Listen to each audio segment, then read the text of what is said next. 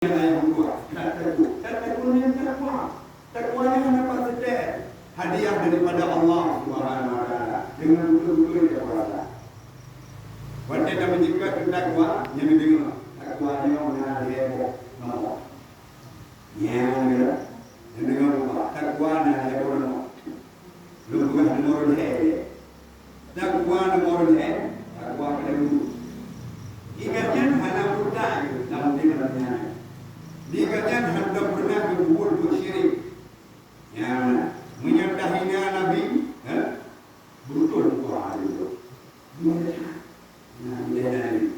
Menyertahinya ulama bukan hai dengan Quran. Yang boleh tidak menyertahinya hadapan. Yang buat begini. Tapi yang berilmu bagainya maya. Biar ada maya. Ayat yang itu tadi. Kerja itu tolaknya aja terus buat tahun ini. Buat tahunnya jadi rumah jadi dua yang ada dua kampung itu dua gunung gaya. Gunung Pondok itu gunung Pondok. Yang ada rumah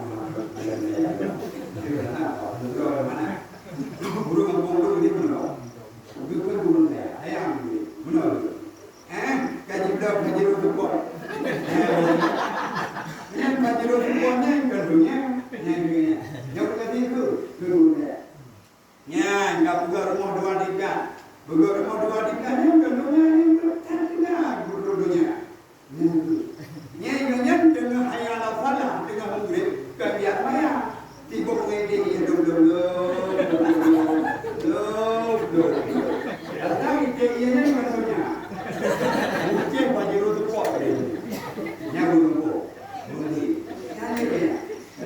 Di orang nanti tengah yadan murid kan yang dimayang gaduh mana jauh ini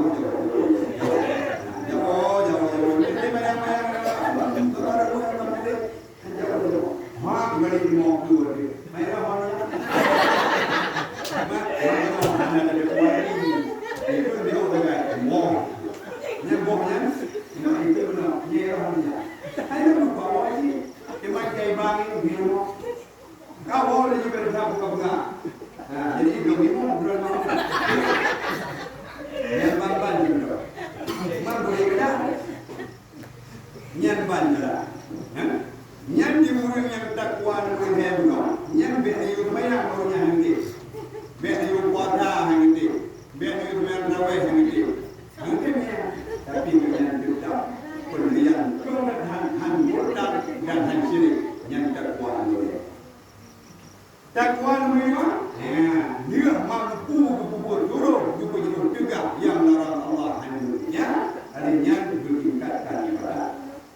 Yang lagi bagi kita yang itu orang itu yang mana yang takwa memang menyebabkan kita kata dia berbuat buruk dan juga yang larang Allah hendaknya dan meningkatkan ibadah baik berhari berbuat atau bersabun yang berkaitan dalam takwa nomor 2. Takwa nomor 2 yang kedua. Takwa nomor 2 yang bak Nabi itu. Takwa nomor 2 yang juga para aulia, para ulama-ulama sufi, para ulama-ulama mulai-mulai ini itu hingga hana biwate dunia abiwate dua tu ibadah lumrate baca Quran dulu